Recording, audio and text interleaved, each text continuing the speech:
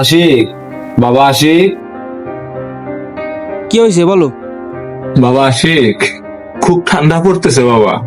আমার তো ঠান্ডার কোনো কাপড় নাই, তুই কি আমার একটা গরম কাপড় দিবি বাবা? আমি শীতের কাপড় পাবো কোথায়? আমার কি গার্মেন্টস আছে না আমার দোকান আছে? চাইলে কি তোমার শীতের কাপড় দেওয়া লাগবে নাকি? না রে বাবা, সেরকম কিছু না। আল্লাহ তো তোর সামর্থ্য দিছে, তাই তোর কাছে আইছিলাম আর কি। রাখো তোমার সামর্থ্য, সারাদিন খালি জ্ঞান জ্ঞান জ্ঞান জ্ঞান জ্ঞান। আমার কাছে টাকাও নাই, জামা কাপড় নাই, দিতে পারবো না। যাও, মাথা গরম করিও না।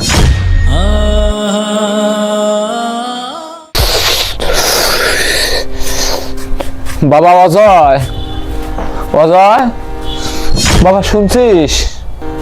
কি ব্যাপার, তুমি আমার কাছে কি? বাবা অজয়, খুব ঠান্ডা পড়তেছে রে বাবা। তোর বড় ভাইয়ের কাছে গেছিলাম একটা ঠান্ডার কাপড়ের জন্য, ওটা দিল না। তুই কি এটা দিবি বাবা?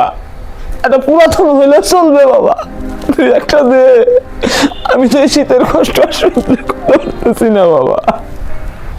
শীতের জামা কাপড় আমি কোনতে পাবো? আমারই তো নাই। আর তাছাড়া তো এখনো সেরকম শীতও পড়ে নাই।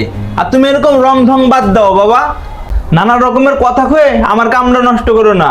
যাও এখান থেকে। বাবা রে, বাবা অজয়, খুব ঠান্ডা পড়তেছে রে বাবা, একটা শীতের কাপড় দে বাবা। আমি তোর পায়ে ধরি বাবা, তুই আর যখন ছোট ছিলি না বাবা, আমি মানুষের কাছ থেকে কত কষ্ট করে তোদের জন্য নিয়ে আসছি। আজকে আমি দুর্বল হয়ে গেছি বাবা, তোরা না দিলে আমি করতে পারবো বল? দে বাবা।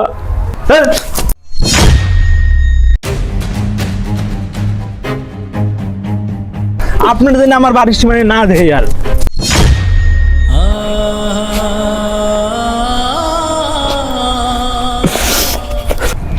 হায় আল্লাহ, কি সন্তান জন্ম দিছি, এই ঠান্ডার মধ্যে একটা গরমের কাপড় কিনে দিবে সেই টাকা তোদের কাছে নাই।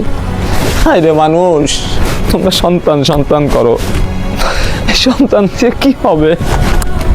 তারা শুধু আমার ধন সম্পত্তির দিকে তাকায় থাকে। আল্লাহ, আল্লাহ, তোমার দুনিয়ায় কি এমন কেউ নাই যে আমার একটা গরমের কাপড় দিবে? আল্লাহ, তুমি ম্যানেজ করে দাও, আমার সন্তানদের দিয়ে তো হইল না আল্লাহ।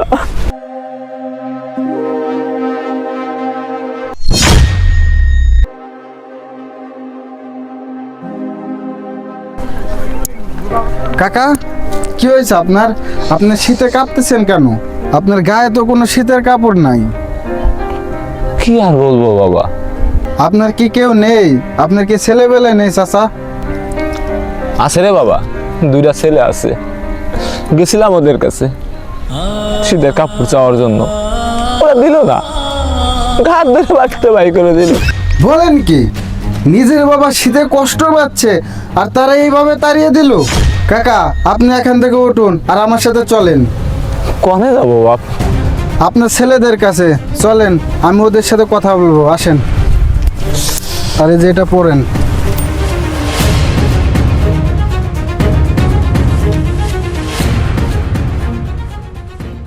ভাই, আব্বা বাস থাকতে থাকতে জমিটা লেখে নি, নয়তো বোনদের ভাগ দেওয়া লাগবে না। ঠিকই কইছিস, আব্বারে দিয়ে জমিটা লিখে নেবো নে। কে আপনি? আব্বারে নিয়ে আসছেন কেন? আমি কে সেটা বড় কথা না, কিন্তু আমি এসেছি আপনাদের বিবেকের সাথে কথা বলতে। মানে কি বলতে চান আপনি? আপনারা কেমন মানুষ ভাই? আপনাদের সামনে জলজন্ত একটা মানুষ দাঁড়ায় আছে, আর আপনারা এই বৃদ্ধ বাবার জন্য একটা শীতের পোশাক কিনে দিতে পারছেন না? দেখেন, আপনি আমাদের পারিবারিক বিষয়ে কোনো কথা বলবেন না। চুপ করুন, এটা কোনো পারিবারিক বিষয় না, এটা মনুষ্যত্বর বিষয়। আপনারা কি জানেন এই বাবা মরে গেলে 1000 কোটি টাকা দিয়েও এই বাবা আর ফিরে পাবেন না? একটু ভেবে দেখুন তো, আপনারা দুই ভাই যখন ছোট ছিলেন আপনার বাবা কতটা কষ্ট করেছে, নিজে না খেয়ে আপনাদেরকে খাইয়েছে। এই শীতে নিজে কিছু না পরে আপনাদের গায়ে গরম কাপড় জড়িয়ে দিয়েছে। আর আজ আপনারা বড় হয়ে সেই বাবার এইটুকু খেয়াল রাখতে পারলেন না? ছি!